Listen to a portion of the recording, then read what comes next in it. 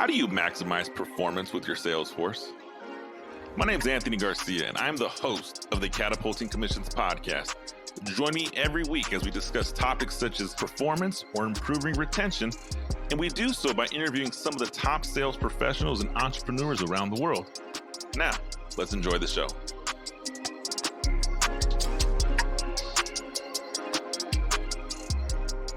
Welcome back to the Catapulting Commissions show. I'm excited to introduce our guest today. Our guest, John Israel, is the founder and chief gratitude officer of Mr. Thank You, a consulting firm focused on client and employee retention. John is one of the most sought after speakers and trainers who teaches companies both big and small how to become irreplaceable by creating thriving and profitable relationships both inside and outside the organization. His work has been featured on ABC News, Fox News, Good Morning America, and his clients include global brands such as Square, Remax, Fairway Mortgage, Salesforce, and many others. John began his business career at the ripe age of 19 and became the top 1% in sales for his company in just a few short years. John's loyal customer base helped him thrive during one of the country's worst economic times and become the basis of his success through relationships programming. In October 2016, John's love of people led him to start a personal social experiment on human connection that became a worldwide movement and a book and a TEDx talk, the Mr. Thank You Project. More than anything, John loves to help people build a business they love and that loves them back. John lives in Dallas with his wife, 3 children, and a loyal Chihuahua. John, welcome to the Catapulting Commission Show. Anthony, that was a fantastic introduction, man. I love that. I should just take the recording of you saying that. And then anytime I meet somebody new, I'm just going to be like, hang on a second. And I'm just going to hit play. And then it's just going to, you just get to say it to him. I love it. Good, man. I'm glad. I'm glad I could give you some service, man. I think it's one, dude. I'm super excited to have you on the show, John. Yeah, happy to be here. Now, many people, when I say I have a buddy, right, and I consider John a friend, that is Mr. Thank You. It is a conversation of, well, what is Mr. Thank You, right? What's the Mr. Thank You Project? And I've redirected people to your TED Talk. We've seen the thank you cards. Can you tell us a little bit about this Mr. Thank You Project? What did it start? What moved it? How'd you get inspired by it? And yeah, let's go from there. Yeah. Well, so what's really great, and Anthony, I know a lot of your listeners are in sales. They're either in sales leadership, sales management, or they're in sales directly themselves and they work with customers. And the story of this title of Mr. Thank You came back when I was a 19-year-old college student, and I was actually selling Cutco knives house to house for a summer job between semesters of college. So I was going to Gonzaga University in Washington State. I'm from San Diego, California. So I was back home, just selling knives house to house. And what happened when I first started got into sales, I didn't have a desire to be a salesperson. My degree is kinesiology. So for all intents and purposes, I'm supposed to be a chiropractor right now, but life had different plans, as many people who get into sales realize the lucrative nature of it. And you learn that you love people or whatever it is that gets you into it and keeps you into it. For me, it was the people. And I remember this one woman I sat down with. Her name was Cynthia. And Cynthia was, she was a single mom who had 2 boys, and she had raised them up through college. They were just moving out of the house. And the reason I know these things, by the way, is because when I met her, we got to have this conversation, and we just had this great rapport that we built through just really quality questions that my manager taught me to ask customers when I first met them. And when you're a 19-year-old talking to a 55-year-old, it's kind of an interesting interaction, right? And what was really amazing was how much she opened up to me and how much we connected. And ultimately, at the end of the appointment, she winds up placing a modest order of Cutco knives, right? Which was great. Well, so here's where I got kind of crazy. 24 hours later, I remember sitting in my car and I get a phone call, and it's from Cynthia. And she says, "Hey, John, this is Cynthia. I'm so sorry I have to do this, but I need you to cancel my order." And I was really confused. And I was like, okay, is everything all right? Is there anything I did? Is there anything I said? And she's like, no, I just, I can't talk about it. I just need to know that you can cancel my order. And for any of us who've been in sales and had that phone call, right, or received that email of that customer going back on a contract or the agreement, whether it be a $300 set of kitchen knives or a, multi-million-dollar deal, it doesn't feel good when you get that phone call. So I said, yeah, of course, I'll find a way to cancel your order. I called Cutco, cancel it. Everything's good. to the customer. I felt terrible. I felt like I was confused, I was upset, I was angry. And I remember coming home and I was upset, and I my mom could tell that something was wrong, and she said, "What's wrong?" And I tell her, I had this customer, she bought some Cutco, then she canceled it, and I don't know why, and I'm just upset about it. I don't think it's fair that she did that. She went back on her word, right? So I'm like blaming her. I'm like a typical 19-year-old here, right? Yeah. And so she says, "Well, have you ever had somebody who ever just didn't buy?" And I said, "Yeah, of course I've had people who I've demoed on and they just didn't purchase." She's like, "Well, why can't you think of this experience like one of those?" And I thought about it, and what I noticed, Anthony, was I wasn't upset that I lost the sale. I was upset that I lost the relationship. It was that connection I made with this person that was beyond just them buying something, but I just got to meet, I felt like I made a friend that I suddenly didn't get to have my friend anymore, right? It was just this weird experience. And so my mom says, "Well, why don't you tell her that?" It's like, "Tell her that? What do you mean?" She's like, "Well, what if you wrote her a thank you card?" And I said, "Mom, that's what do I have to be grateful for? She just canceled her order." And she said, "Well, what about all those things all those nice things that you just said about her? What you enjoyed about meeting her? What if you just said that?" And I didn't have a good response, and I was like, "All right, fine." So I pull some stationery out of her desk, and I sit down there, and I have to pause and think, right? Because here's the thing with gratitude: gratitude is a reflective state. You have to literally pause where you're at with anything and everything that's going on, and you have to reflect on an experience and ask yourself, "What's good about this? What can I appreciate? What is of value here?" And this is the letter that came out for Cynthia, and I said, "Dear Cynthia, I wanted to just reach out and say thank you. Thank you for your time. Thank you for your attention. And I appreciate you letting me practice my demonstration of Cutco knives on you. And I loved beyond that getting to hear about your boys and your life and your family and how proud of them you are. And I know right now is not the time for you to be buying any Cutco. And I just wanted to say, don't worry about it. If you ever need anything in the future, let me know. But I just wanted to let you know I enjoyed meeting you as a person. Sincerely, Cutco John." So I signed everything back then was Cutco John. So two things happened, which was interesting, Anthony. Number one is I wrote this letter. I mailed it off. Instantly, I felt better. Instantly, that frustration, anger, all of that just dissipated and went away. The second thing that happened was actually 2 years later. I'm sitting in my college dorm room, still selling Cutco. I get a random call from San Diego. Don't recognize it. I answer the call, and I just hear this super excited woman on the other line, and she says, "Is this Cutco John?" And I said, "Yeah, this is Cutco John. Who's this?" She says, "Well, you might not remember me. My name is Cynthia, and I tried to buy some knives from you several years ago, but I had to cancel. I was wondering if you're still selling Cutco and if I can still buy them from you." And I was like, "Oh my gosh, Cynthia, of course I remember you." You're like, "Yeah, what do you want? What do you need?" So she's like, "Well, I got my catalog, and here's what I want." And Anthony, she just goes off and starts listing everything she wants. And she keeps going and going. And this was about to become one of the biggest orders of my career. Wow. And we're finishing up. She pays for her order, and I'm just dumbfounded on the other side of this phone. And she says, "John, do you know why I'm calling you right now?" And I said, "I have no idea."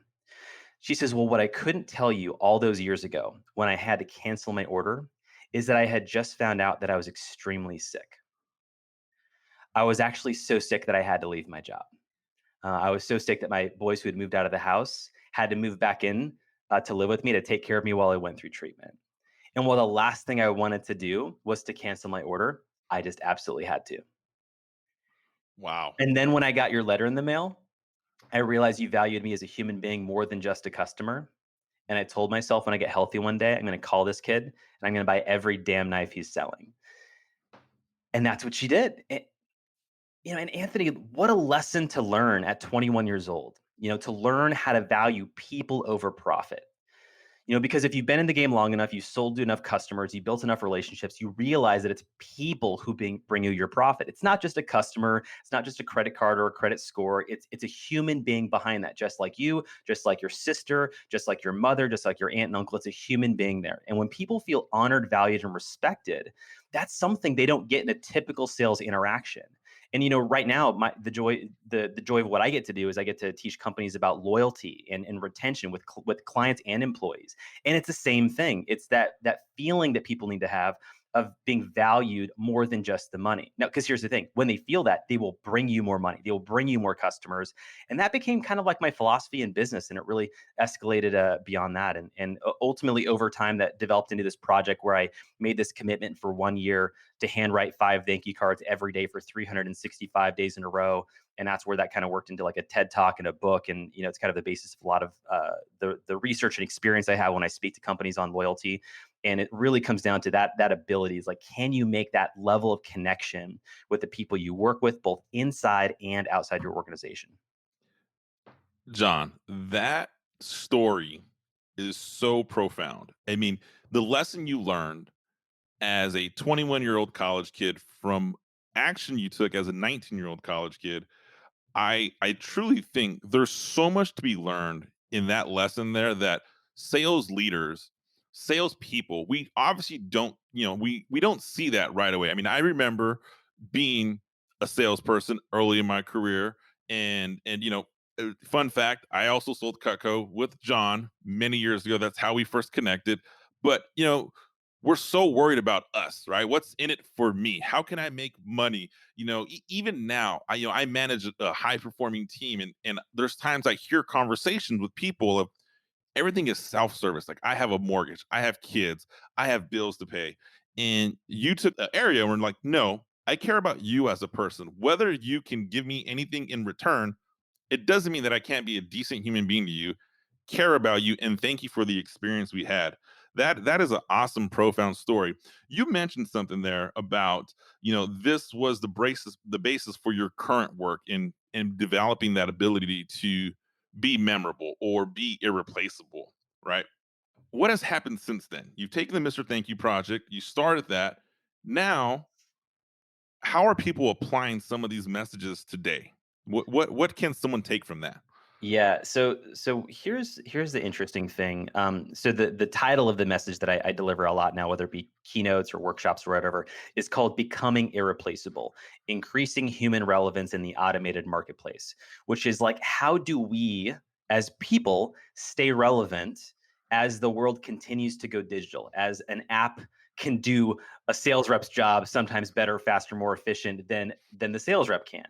So what is it that we can do to stay relevant and stay valuable? And so the Mr. Thank You project, the work was really foundational from the perspective of understanding what is it that people want? What is it that has them want to be loyal? And I did some really interesting research on kind of the overall human automation and what goes into automated jobs. And actually, I have some interesting stats that I can share with some of your listeners as far as human Please. automation. And a lot of this really it stems from a research study done at Oxford. By Carl Benedict Frey and Michael Osborne, called "The Future of Employment," and he went through and basically looked at all of the jobs. He specifically focused on the U.S. job market because that's kind of the most robust kind of economy in the world right now, as far as like how it also influences where everyone else winds up going with their country. So,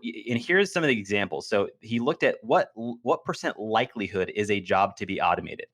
And the first one, so taxi drivers, for example, taxi drivers and chauffeurs, 89% likelihood that those jobs will be automated within 20 years, right? And what's interesting about that, I have a friend in Los Angeles who took a picture outside of his Uber. It was a Tesla, and he said, "This was my first uh, non-driver assisted Uber trip," meaning that there was a human being in the seat, but he didn't touch the wheel. And Wow. the car drove him and his wife to where they wanted to go. And I was like, "Man, that's real. That's here. Like, we're all experiencing that, or we're going to experience that soon." Personal financial advisors, right? 58% likelihood that those jobs can get automated within the next 20 years. Real estate agents, right? One of the big audiences I speak to is real estate and mortgage. 86% likelihood that the job could be automated within the next 20 years. Insurance sales, 92%. Mortgage loan officers, 98%. I mean, which is Wow. crazy, in this moment right now, is where, we're going to somewhat date um, this podcast, but there's a huge refinance boom going on for Americans to be able to refinance their homes and get a great rate.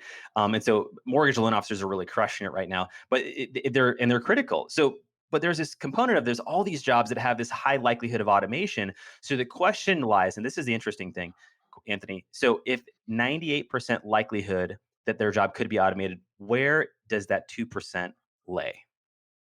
What is it about that 2% that it's not 100%? And that's the human piece. That's that component of what a human can do that a robot can never do. And when doing kind of really running through his research, there's three main areas that I found that we discovered that allow salespeople, sales leaders, sales managers to continue to be relevant as the world becomes more automated. Number one, the first thing was advocacy, persuasion, and influence. One of the interesting things, if you look at all the jobs that are likely to be automated, you look at attorneys. Attorneys had a 4% likelihood of being automated.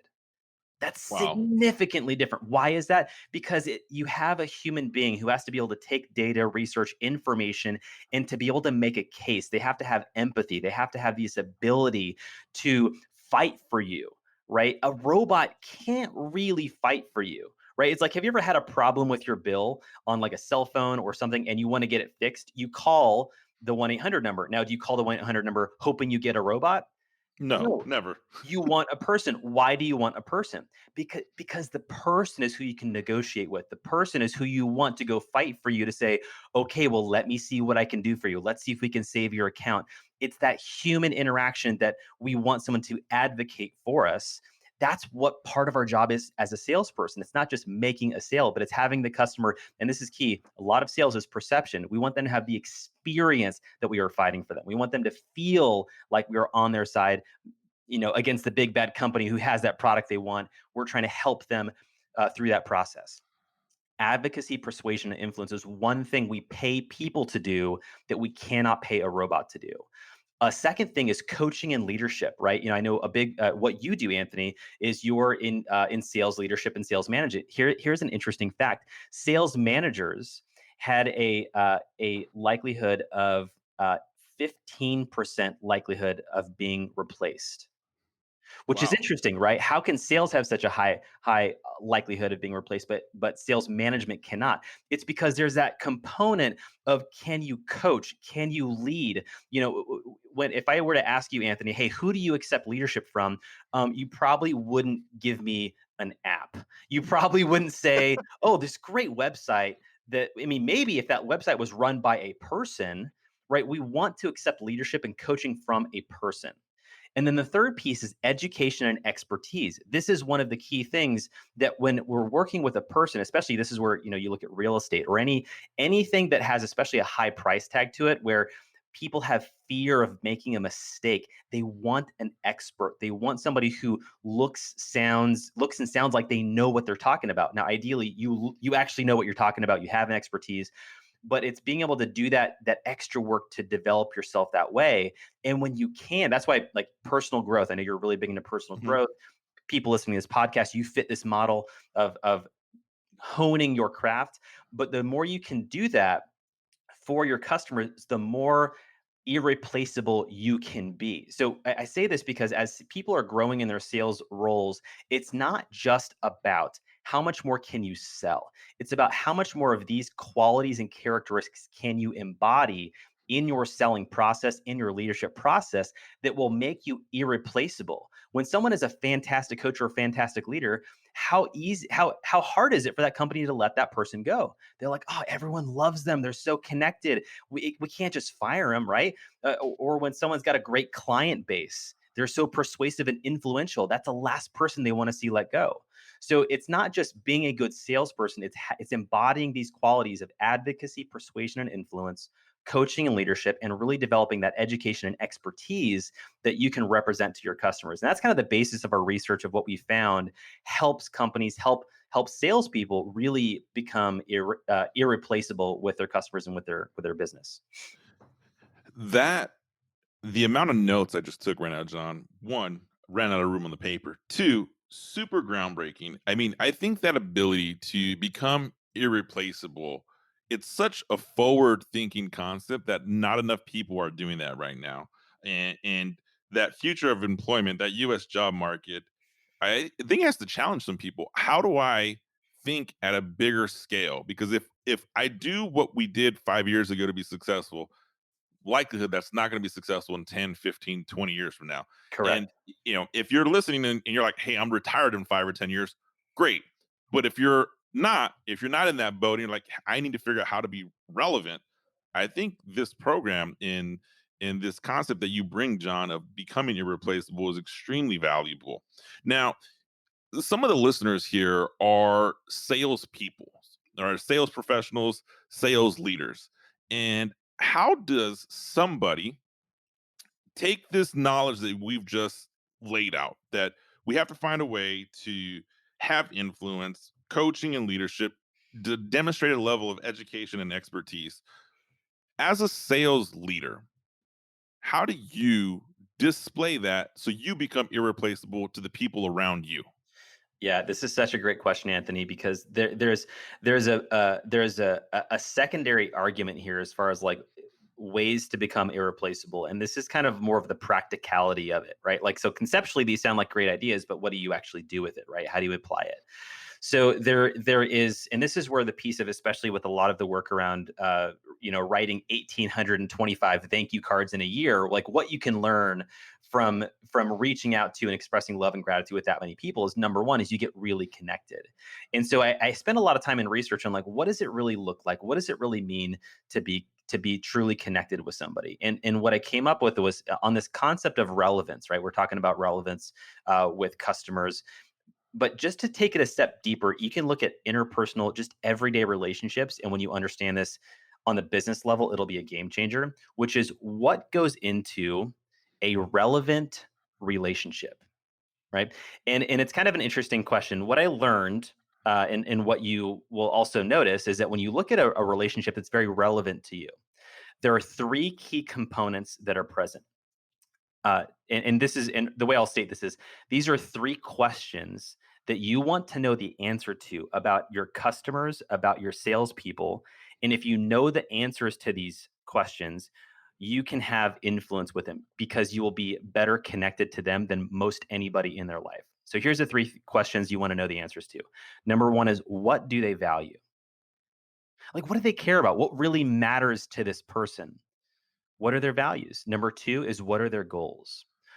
Why are they showing up to work? What is it that they want out of their life? What are they trying to accomplish? And number three is, where does it hurt? Where is their pain? What is challenging that they're dealing with? And what's really interesting, Anthony, is if you look at your most intimate, most connected relationships, how many of those relationships, when you look at that list of three things, right? Values, goals, and awareness of solution to pain, how many of those things does that not apply to them? I did this really unofficial research. I do this all the time with Facebook, and I'll post a question, and I'll get feedback from the community. And one of the interesting things I asked Anthony is, I said, "What makes a good friend?" You know, the number one answer that I got from what makes a good friend was really focusing on that third question, which is, where does it hurt? Where is their pain?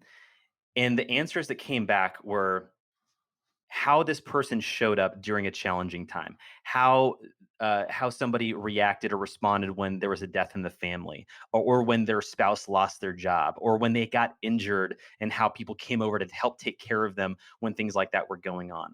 And it was really remarkable to see how much, when we can lean into people when they're challenging or when they're in pain to be able to help them, how much more connected we are with those people. And so when you want to make a really meaningful connection with a customer, with a client, somehow in a way, shape, or form, to be able to find out the answers to those things. What is it that they value? What is their, do they have a religious preference? Are they Christian, Catholic, Buddhist? What do they believe in? What are their values? Are they married? Do they have kids? One of the fun, it's kind of a funny question, Anthony, but one of the things I love to ask people when I meet a married man who's a business person, or like at an event or a conference, I love to say, when I found out they're married and they have kids, and I'm like, "Oh, how long have you been married for?" And they say, 10 years. And I just say, "Oh, awesome. What's your wife's name?" Her name's Jessica. Okay, great. What do you love about your wife? And I just see these business guys just kind of melt down, like melt a little bit. And they're like, "Oh man, she's the freaking best. I mean, she's been with me with all these hard times and through tough economies and job changes and travel and moving and all this stuff. And then we basically get to have a conversation about something that they value, something that they care about. And there's this concept that everybody has heard where, and I don't know who to attribute this quote to because I think it's been quoted by multiple people, but people don't always remember what you said, what you did, but they always remember how you made them feel, right? Well, what does that mean? How do you actually do that? Well, it's because of the emotional draw you can pull from people during the conversation. So finding out what do they care about, what do they value, asking those questions. So that the second thing, and this is part of like, the selling process, right? In medical device sales or whatever, it's like, well, what's the goal? What are you trying to accomplish? And even bigger than that, why are you even running this business? What got you into becoming a medical doctor, or what got you into this role that you're in right now? And you can start to learn more about people by understanding what drives them, what are their goals. And then third is asking the question, what's the hardest thing that you're experiencing right now in your business? That's another way of saying, where does it hurt? Yeah. And a fun fact about that, I used to do that when I was in more of like a business to business sales, and I would sit down with, I was doing enterprise sales, and I Mhm. would ask that question, hey, what's the hardest part? Like I would do a great sales presentation. And outside of the sales presentation, I would just say, hey, what's the hardest thing that you're experiencing right now in your job? And one of the common things that would come up, especially with my clientele at that time, was like, "Oh man, I need an assistant, I need a staff person, I need to hire somebody who can do this."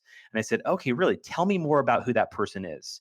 I've got a huge network. I would love to, if I can, put some feelers out and see if maybe I can help you find that person." And you see this person who suddenly, again, they're in pain, they're challenged with a struggle, and they're like, "Dude, this salesperson is asking how to help me with one of the biggest challenges. I can't even get my freaking boss to help me with." And it's amazing how when you think, and this is when you want to look at the how good of a relationship you have with somebody. I call it the cell phone test. When your phone call comes in and they see your name, how do they react? Is it an experience of, oh, he's just going to ask me for another order, oh, he's going to ask me for payment, or is it like, oh, it's John, I love John, John's a giver, John's someone who asks questions, John actually cares about me? And that became really the basis of what I tried to build with the relationships with my customers. And that's the thing, is how do you become irreplaceable? Is it's you know those things, number one, but you try to do something to help them with it. And when you can do that, like that's somebody you don't want to get rid of. Like that's somebody you might actually consider you would fight to keep in your business. You might send them more customers just to keep them afloat in a down economy because you love them so much. So, how do you become irreplaceable? It's those characteristics about your customers or about your team. What do they care about? What are their biggest goals? What is their biggest pain or challenges they're dealing with? And how can I serve them and support them in those three things? To the degree you serve people with those three areas, you are irreplaceable to them. And to the degree, number one, you don't know those things and you don't serve them, you are a commodity. That is wow. So I completely dig what you're saying, and I think that that is extremely impactful for someone to hear that your relationships relevancy, right? You have these three line of questions: value, goals, pain. And as you were saying that, John, I couldn't help but think of my most relevant relationship, with is with my wife. And as you said Mm, that, I'm like, man, I know what my wife values. I know what her goals are. I know what's hurting her or what hurts her or how she's going to respond. And vice versa. She knows how that feels for me. So then you start. So yeah, as I think about it, I'm like, okay, let me move a layer out. What does my relationship with my children look like?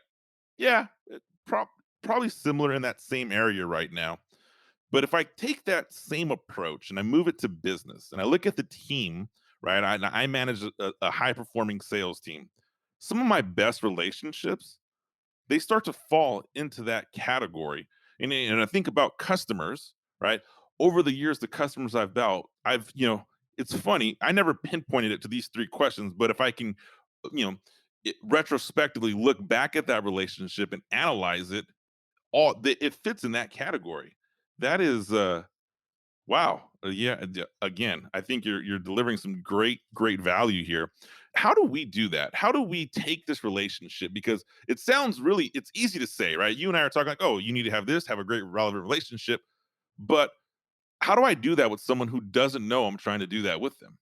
isn't receptive yet, or is kind of like, hey, let's talk sales leadership. You just hired me into your sales organization, Anthony, and now you're asking me all these questions. You're trying to figure it out. How do we bridge that gap and turn that relationship relevant? Let's just say the other party is still warming up to us.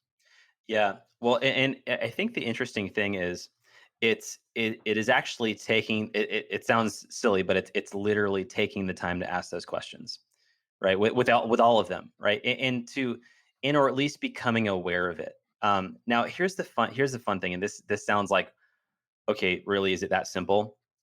Um, but after every time I interact with a customer or a person or uh, well, I mean, typically in this scenario, we're talking about a customer or a client or a prospect or a salesperson or someone that we want to influence to some degree. Um, the idea of asking these three questions: what do they care about? What are their goals, and where does it hurt? It actually became my process of how to write a thank you card to somebody in what I would acknowledge after meeting them. And I might not know all those things, but I would at least learn a few of them. And I would, in just saying, give. By the way, and just to kind of pause for a second because I want to step into your world or, use a real example. Give me an example of a scenario that you're thinking where this might apply, or where someone might apply this.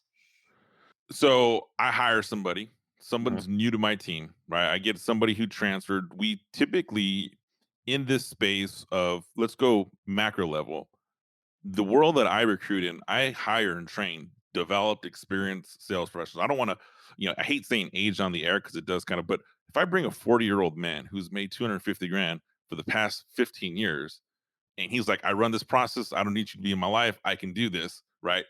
How do I execute that? How do I have him see the value of this relationship? So I kind of look at it as, I don't want to say the person's not reciprocating, but the other person is content with being in their own lane, being in their own silo. And the challenge with that is, when you have somebody who's that successful, who's been, you'll have a hard time keeping them. And I know that because I have people on my team that fall in that category. And then Salesforce.com calls or Google calls, and you're like, hey, I'm gonna offer you 200 grand more. And they're calling me, and I'm like, you know what, man, I don't know how to keep you. And you know what? It's almost like, either A, do I accept that I'm a stepping ground for these seven-figure sales jobs, or B, is there something I'm missing on that relationship? Does that make sense? Yeah. Okay. So, can I give a story with this? Yeah. It'll be a little out of left field, but it actually teaches a really valuable lesson. All right. So, this is actually during the Mr. Thank You project when I was writing 5 thank you cards every day for 365 days in a row. And on day 3, I'm actually in Philadelphia and I'm at this thing called the Front Row Dads Retreat. So, it's an entrepreneurial men's group that I'm a part of. We get together once a year and talk about how to become better husbands to our wives and fathers to our kids while we run our businesses. Right. So, it's a really cool event. There's about 30 entrepreneurial dads at this conference. So we finished day 1, and most of us really hadn't met each other. So we wanted to get to know each other and fellowship and go to a restaurant, bar, hang out and get to know each other. So it's October, downtown Philadelphia, 30 dudes walking through downtown. We find this little hole in the wall. There's one waitress working that night. Her name's Shantae. She just looks at us, and you could tell she was just pissed. She was just like, damn it. I was probably going to go home early tonight, but you guys are going to keep me here all night.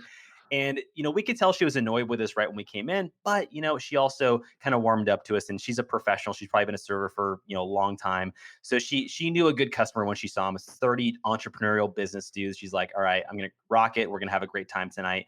And she did a phenomenal job, right? She's the only waitress to serve 30 guys, and she did a phenomenal job. She got all of our food orders correct, all of our drink orders correct. And she just did like level 11 out of 10 work. I mean, she just did phenomenal. So I realized at the end of the day, I'm like, all right, she's my number 5. She's my 5th and final card for today. So this is the card that I write to Shantae. And I say, Dear Shantae, I know it might seem strange to receive a thank you card from a patron, but I just wanted to let you know how great of a job you did tonight. What you don't know is that we're a group of entrepreneurial men here for an event to learn how to become better dads and to become better husbands. And while we know we didn't have any reservations, you could have turned us away. We also realized that you could have given us terrible service and we would have understood, but you didn't. You were gracious, you were wonderful, and you helped make tonight amazing. So I just wanted to say thank you on behalf of myself and everybody in our group. Sincerely, John Israel and the Front Row Dads. So I write that letter. Shantae's sitting in the corner. I walk over to her. I hand her the card. She accepts it awkwardly, as most strangers do when I hand them a thank you card. And I start walking out. Then I realize I need to go to the restroom. Right. So I veer back into the restaurant. I go to the bathroom, and I come out, and Shantae is standing there waiting for me with this huge grin on her face. And she just runs at me and gives me the biggest bear hug of my life and says, "That is the best tip that I've ever been given." And then she puts me down. Um, Big hug. And we just paused for a moment there, and just looked at each other. And it wasn't, customer server. It was just human being and human being having a connection. And what I learned in that moment, Anthony, was really connecting with a true human needs. Because here's the interesting fact. We gave her a massive tip. Think about that. Wow. 30 generous, entrepreneurial dudes, high on life, just getting out of a conference, super excited, feeling super generous. We gave her a huge tip. She holds up this thank you card and says, "This is the best tip that I've ever been given." How is that? How is it that somebody can have two things like that and say, "No, this is more valuable"? And what we learn is more of the human needs component, right? Was once you're above that, like, survival needs and that kind of stuff, one of the things that people really, really want is to have the need to be seen, to be seen for their greatness rather than just their weakness. And it's really easy to point out what people are doing wrong and to point out what's wrong with the world. But when we make it a habit, when we make it a practice to acknowledge people for their greatness, for their contributions, and this is where we're going to get to, like, staffing. We're going to talk about, like, how do we keep people around? The skill of acknowledgement and really honoring people for all that they put forth into their work is how you keep people loyal. That's one piece, right? And there's this statement that says, people will work, um, they'll work 8 hours a day for a paycheck, but they'll work 12 hours a day for a mission. So if you are connecting them to something that is bigger than just themselves, and at the same time they feel like they matter, they feel like they're valued, they actually want to do it more. And this is an interesting part where it's not just throwing roses at people every time, right? It's not just saying, like, just not just promoting the people who are selling the most. Sometimes, and this is really when you can get good at acknowledgement, it's acknowledging the hard part of what they do. Hey, I wanted to take a quick minute and interrupt this episode for a second. I hope you're enjoying what you've heard thus far. Are you a sales professional, or do you manage a team of sales professionals? I imagine you know someone who struggles with complacency. I'm talking about the sales rep who has all the tools to be a top performer, but just can't seem to get past the mental hurdle that is holding them back. I completely understand, and I relate with you. That is why I've created a detailed approach on how to get out of this stage of complacency and put yourself in position to achieve your next sales goal. Be sure to visit my website, catapultingcommissions.com. Once there, you can find the link to pick up a copy of my international best-selling book, Catapulting Commissions. Now, let's get back to our show. Let me give you an example. So right now, I mean, we're going to date this again. Right now, Yep. coronavirus is a thing. It is a real freaking thing. And so I got some salespeople that I train and I develop. And so right now they're being hugely affected. People are losing money. It's not positive for their paychecks. How do you acknowledge people in a moment of fear, scarcity, and all sorts of stuff? Here's how you do it. Hey guys, it's not just saying, "Hey, you know what? Great work out there. You're doing an awesome job," because that might not be what's happening right now. It's hard to do what they do. But being able to say, "Hey guys, I just want to take a moment and acknowledge there's a lot of fear out there right now." And if you're experiencing that, if your clients are experiencing that, that is totally understandable. You might even be afraid for your jobs right now. And I get that, because there's a reality, there's some question marks out there we don't know. So I just want to take a moment and acknowledge and appreciate everything that you guys are doing and how much harder you're working right now, knowing that there's some uncertainty out there, because what I know about you is you're people who actually care about your results, and you're going to do all the extra effort regardless of what the immediate outcomes are, because you're here for the long term. So I just really appreciate everything you're doing right now, all the extra no's you're experiencing, all the extra driving you're doing to prospects that aren't becoming yeses right now, because you know what? That's going to be a big part of our success story later on. So I just really acknowledge and appreciate all the crap you guys are dealing with right now to do your job. And that is why you're champions. That's why I love you. That's why I'm grateful to be your leader. And that's why we're going to crush it going into the next quarter as best we can with our current circumstances. John, right there. I mean, just that how you ended that right now. I mean, you're connecting people to a mission. And I think that as you discuss and you share that story and you share that, you know, acknowledging what's going on, connecting people, empathizing. What I hear is a level of empathy because, one of the challenges is as a sales leader, I know I often look and say, hey, how can I let people that are looking to me for leadership know I understand and I empathize what's going on? And the answer is to truly have an empathetic approach, truly put yourself in someone else's perspective and someone else's shoes. Um, you I'm gonna piggyback on that story in that restaurant where you she tells you this is the best tip that she's ever received. You just gave her tons of money. I couldn't help but hear as you say that when I talk with people about retaining your sales force or employee retention or building a culture, right? The number one thing that people assume people leave organizations for is more money. And it's, the moment you become good or great in your current company and you have the accolades that go on your LinkedIn profile and people start seeing you becoming influential, someone else is going to pay top dollar to recruit you. And I know this because when I recruit people to work on my team, I have a recruiter and I'm like, hey, here's what I'm looking for. If they say this is on their accolades, I want to speak to them. Whatever it takes, put them on the phone with me. Let me tell them why I want them in my organization. And I have a team, and likely there's other companies that do the same thing to my team that have, a bigger bandwidth that can offer a bigger, shinier penny.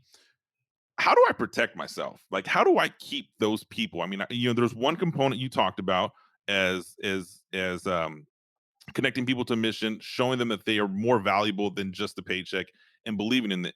Is there something else that I can do as a sales leader that can make me irreplaceable to the people on my team, or B, help people on my team stay on my team? Yeah. So this is kind of an interesting question because retention with employees is really unique to the fact that yes, it does get really competitive, right? And it's funny because we can actually take this conversation, we could put it on both sides of the fence. How do you use these strategies to actually recruit, and how do you use them to retain, right? So on the side of recruiting, you could one of the easiest, best ways, because when you look at those three things, those three areas of values, goals, and pain, and this is actually a question for you, Anthony, of those three areas, connecting with people through their values, being able to help them with their goals, or serving them with something really challenging or where they really hurt, what of those three things do you think is the most influential? Ooh, um, I it, top level thinking. I would say if I can help somebody achieve their goals, that's probably the most influential. Yeah. I could be Well, wrong. so here's an interesting thing. So when you wrote, I have this funny story that they're all impactful, right? Right. The most common thing we learn is it's that third piece. It's the ability to solve a pain. And the analogy I use is the greatest emotion any human being has felt if you've ever been to a major league sporting event, right? Which is real, and this is a funny story, but it totally will make sense to everybody. Imagine having to go to the bathroom really, really bad.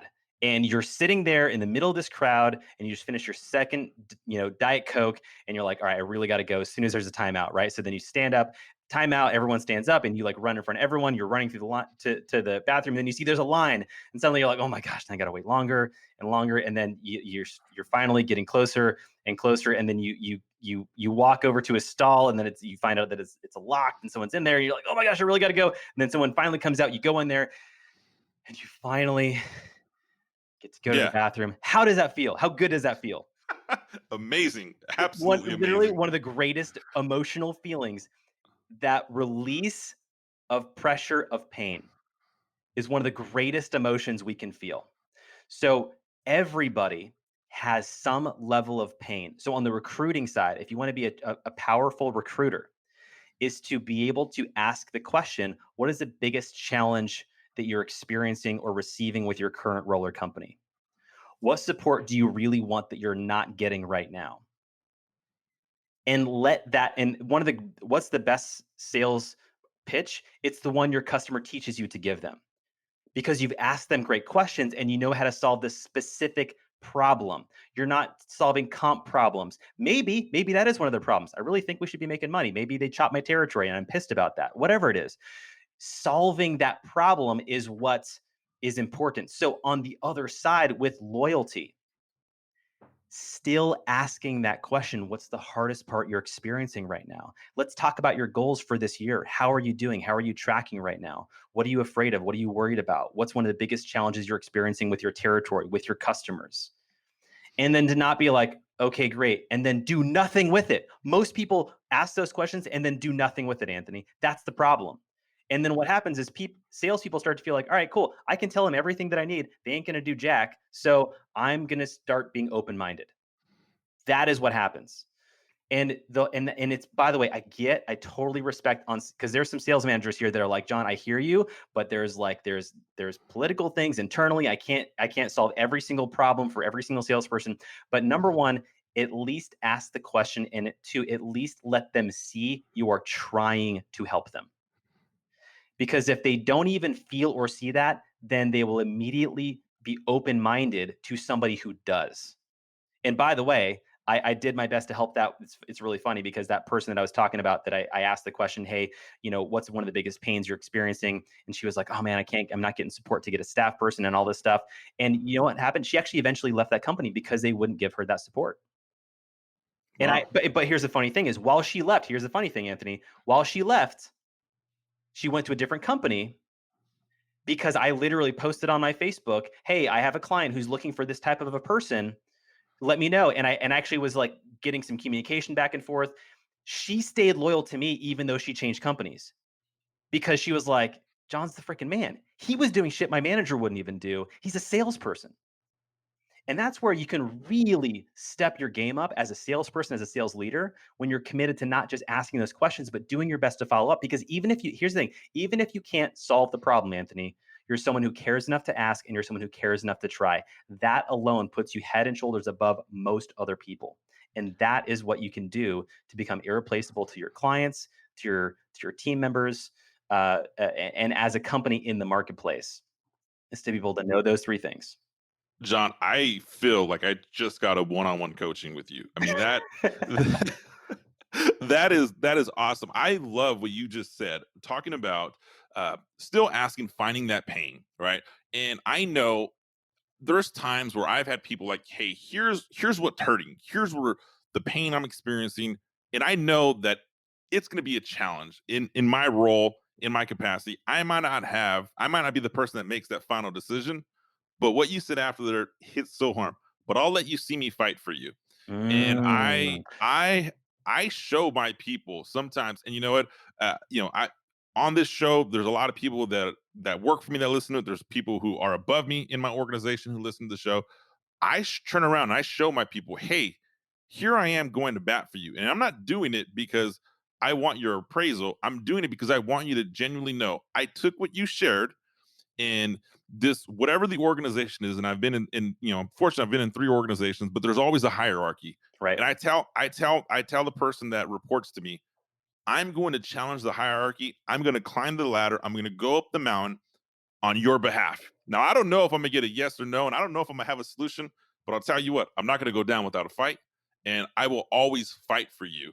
And I'm so glad you said that. You literally, like, I got goosebumps because I try to pride myself on that. I was gonna say, and Anthony, if you go back to one of those earlier pieces when we talk about human automation, what is it we want from working with a human? That is it right there. It's advocacy. I want somebody who will fight for me. A robot will not fight for me. They don't have that ability to feel, to connect, to have empathy. You do. So it's not just hearing the words, but it's doing something. And again, making sure they see it. Right. Because when they can see it and feel it, then they're like, all right, well, I know it's not perfect, but I like Anthony. And that's one of the biggest things is it's easy to quit jobs. It's hard to quit people. It's easy to quit jobs. It's hard to quit relationships. And that's one of the, and so that's a great statement, but how does that actually look? That's how it looks is you are someone who they perceive fights for them, is looking out for their best interest. And again, you're valuing the person over the profit. You're not just saying throwing policy in their face. You're just like, hey, while there might be policies, it's like, yeah, there's some challenges with that, but I hear you. I'm going to do my best to support you in that, and then let them see you fight for them. Dude, that is fired up. Yeah, that makes, I felt like we went full circle on this show today because we did start with automation, advocacy, and you're ending with that advocacy. I mean, for me, this has been crystal clear on why becoming irreplaceable and how we should strive to be irreplaceable. And for those that are listening, right, the Catapulting Commissions team here, I would challenge you to find ways to be irreplaceable to those you serve, whether it is people who look to you for your leadership or whether it is potential customers, existing customers that are looking to you for your expertise, finding that irreplaceability. John, as we wrap this up right now, and thank you for being on the show today. I would love for people to learn more from you. I mean, with all honesty, John, I'm 100. We can talk offline. I'd love for you to have a call with my team and share that. I mean, that was fired up, dude. So, how do people get connected with John Israel? How do people who want to take that level of being irreplaceable go to that next level? Yeah, for sure. So there's a couple things you can do. Number one is you can find everything on me is at the Mr. Thank You. So Instagram, Facebook, LinkedIn is at or backslash the Mr. Thank You, MR Thank You. I also have a report. So there is some of that research that I talked about as far as like the most common likely replaced jobs in the coming market, and also the responses to it. So some of the content we talked about today, but a few more nuggets as far as like what you can do to become irreplaceable in your market. If you'd like a copy of that report, just go to mrthankyou.com. So mrthankyou.com/IR. The letter I, the little R for irreplaceable. So mrthankyou.com/IR. And you can download that free report. And that's it. Great. Well, Catapulting Commissions team, you have heard from Mr. Thank You himself, John Israel. I will include all the links in our show notes today. I myself am taking from this show how to be irreplaceable with those that I serve. I encourage you to do the same. John, thank you for joining the show today, and we will connect soon, my friend. Hey, thanks for having me. Have a good one.